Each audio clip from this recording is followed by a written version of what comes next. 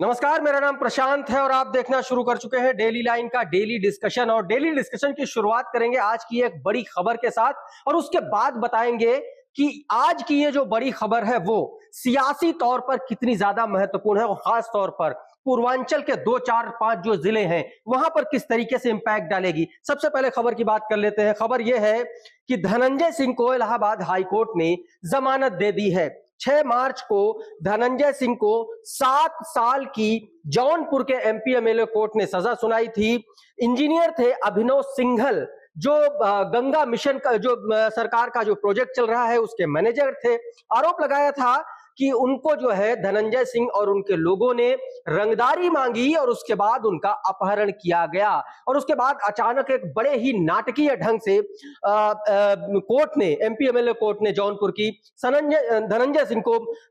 सजा सुना देती है 7 साल की। तो पिछले 6 मार्च से लगातार धनंजय सिंह जौनपुर जेल में बंद थे और आज सुबह ही उनका तबादला, उनका ट्रांसफर जौनपुर जेल से बरेली जेल कर दिया गया था। लेकिन दोपहर होते होते एक बड़ी खबर यह आ गई कि धनंजय सिंह की जो जमानत याचिका है वो इलाहाबाद हाईकोर्ट ने मंजूर कर ली और अब उनको जमानत मिल जाएगी। तो सवाल यह है कि बीच चुनाव में जब 2 चरण का मतदान संपन्न हो चुका है और 5वें चरण में जौनपुर में मतदान होना है, 25 मई को जौनपुर में मतदान होना है और धनंजय सिंह की पत्नी श्रीकला रेड्डी या यूं कहें श्रीकला धनंजय सिंह जो बसपा के चुनाव निशान पर, हाथी के चुनाव निशान पर मैदान में हैं, तो धनंजय सिंह की इस जमानत के बाद क्या कुछ समीकरण बदलेंगे भारतीय जनता पार्टी से? कृपाशंकर सिंह लगातार चुनावी मैदान में है। 2021 में कांग्रेस से शिफ्ट करके बीजेपी में आए, महाराष्ट्र में बहुत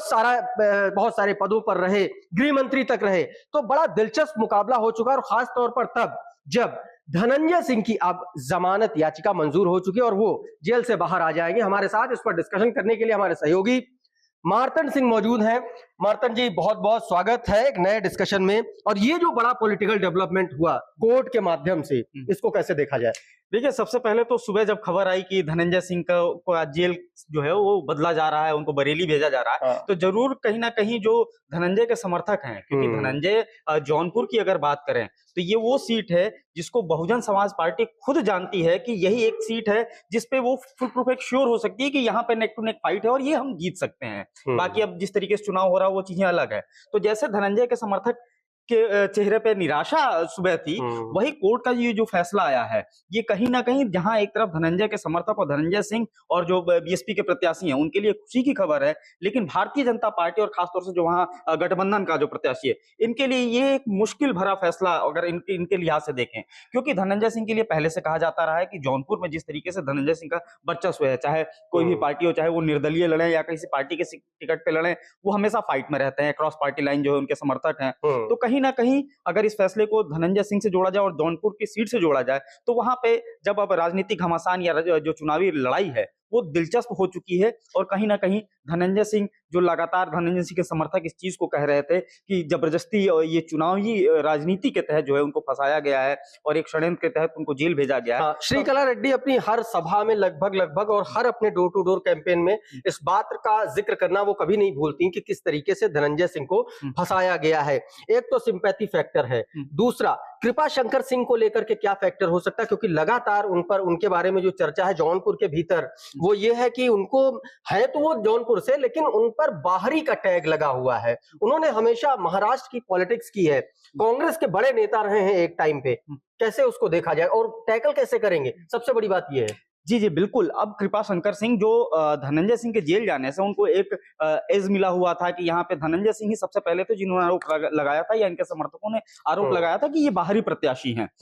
अब कहीं ना कहीं धनंजय सिंह जब बाहर आएंगे तो जाहिर तौर पे कृपाशंकर सिंह की ही मुश्किलें बढ़ेंगी, क्योंकि एक तो धनंजय सिंह की जो लोकप्रियता है वो काम करेगी, धनंजय सिंह के फैक्टर में सहानुभूति आएगी। कृपाशंकर सिंह के ऊपर जैसा कि आपने कहा कि जो बाहरी का टैग लगा हुआ है, और इसके लिए हम लोगों ने देखा कि पार्टी के अंदर भी जो वहां के लोकल कार्यकर्ता थे उन्होंने भी शुरुआत में जब कैंडिडेचर घोषित होता है तो एक अंदर खाने जो है चर्चा चल निकलती है कि भाई बाहरी कैंडिडेट की जरूरत हमको क्यों पड़ रही है। तो कहीं ना कहीं अब जो है कृपाशंकर सिंह की मुश्किलें बहुत ज्यादा बढ़ जाएंगी, क्योंकि अब धनंजय सिंह अभी तक जेल से जो है ये चुनावी कमान संभाल रहे थे, कार्यकर्ताओं को निर्देश दे रहे थे अपने, अब जेल के बाहर आएंगे, वो सीधे मैदान में जो खड़े होकर वो चुनौती देंगे और जब वहां से अपनी बात रखेंगे तो उसका एक अलग प्रभाव पड़ेगा। तो कहीं ना कहीं कृपा शंकर सिंह जो है इस समय जो एक नई रणनीति अपनी तैयार कर रहे होंगे कि इससे कैसे टैकल करेंगे, लेकिन फिलहाल अगर देखा जाए तो कृपा शंकर सिंह, मुझे लगता है मार्तंड, हम लोग एक एंगल एक्सप्लोर करना थोड़ा सा छोड़ रहे हैं समाजवादी पार्टी और कांग्रेस के गठबंधन का, क्योंकि जौनपुर वो सीट रही है जो कांग्रेस का किसी जमाने में मजबूत किला रही है और कांग्रेस के बड़े वरिष्ठ नेता भी रहे हैं। हालांकि उन्होंने उत्तर प्रदेश की राजनीति कभी नहीं की कृपा शंकर सिंह ने, लेकिन कांग्रेस की ही सरकारों में बिलासराव देशमुख की सरकार में गृहमंत्री रहे और तमाम सारे अहम पदों पर वो रहे।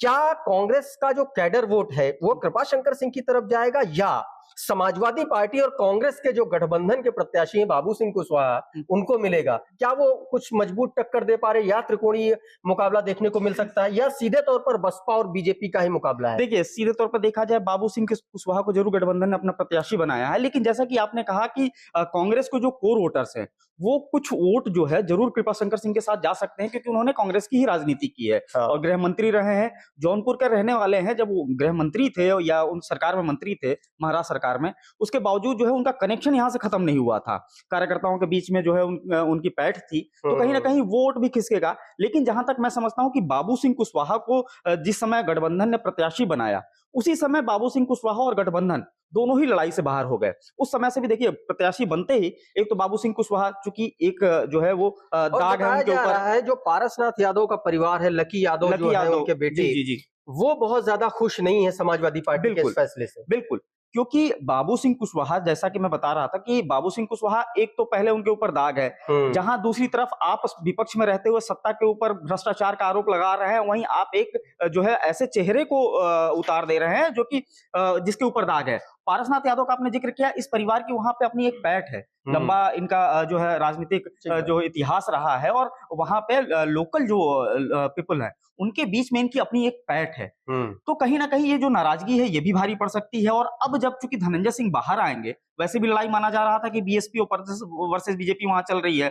कहीं ना कहीं धनंजय सिंह के बाहर आने में बहुजन समाज पार्टी के ही सांसद थे, श्याम सिंह यादव सांसद थे और 2009 में मुझे लगता है धनंजय सिंह सांसद रहे हैं बहुजन समाज पार्टी से ही रहे हैं। तो कहीं ना कहीं वो फैक्टर काम करेगा। और जो ये समाजवादी पार्टी है, अब पूरी तरीके से अगर ये कहा जा सकता है कि समाजवादी पार्टी या कांग्रेस गठबंधन का जो प्रत्याशी है बाबू सिंह कुशवाहा, वो जरूर अब रेस से बाहर हो गए हैं और अब लड़ाई सीधे तौर पे, क्योंकि धनंजय सिंह जब आएंगे तो धनंजय सिंह जब अटैक करेंगे बीजेपी के ऊपर तो वो कहीं ज्यादा जो है तेज होगा, क्योंकि समाजवादी पार्टी आखिर वहां पे किन मुद्दों को लेकर बीजेपी पे अटैक करती है? भ्रष्टाचार उनके पास एक ही मुद्दा था, बाहरी कैंडिडेट। भ्रष्टाचार की आप बात कर नहीं सकते क्योंकि आपने खुद ऐसा चेहरा दे दिया है जिसके ऊपर तमाम आरोप लगे हैं, दाग हैं। तो अब लड़ाई सीधे तौर पे जो है बीजेपी वर्सेस बीएसपी हो चुकी है, बीजेपी वर्सेस बीएसपी हो चुकी है। और खास तौर पर जब धनंजय सिंह अब जेल से बाहर आ जाएंगे, मुझे लग रहा है आज शनिवार है, हो सकता है आज नहीं तो कल संडे हो जाएगा और मंडे तक तो हो ही जाएगा, लेकिन समय बहुत है अभी धनंजय सिंह के पास। 25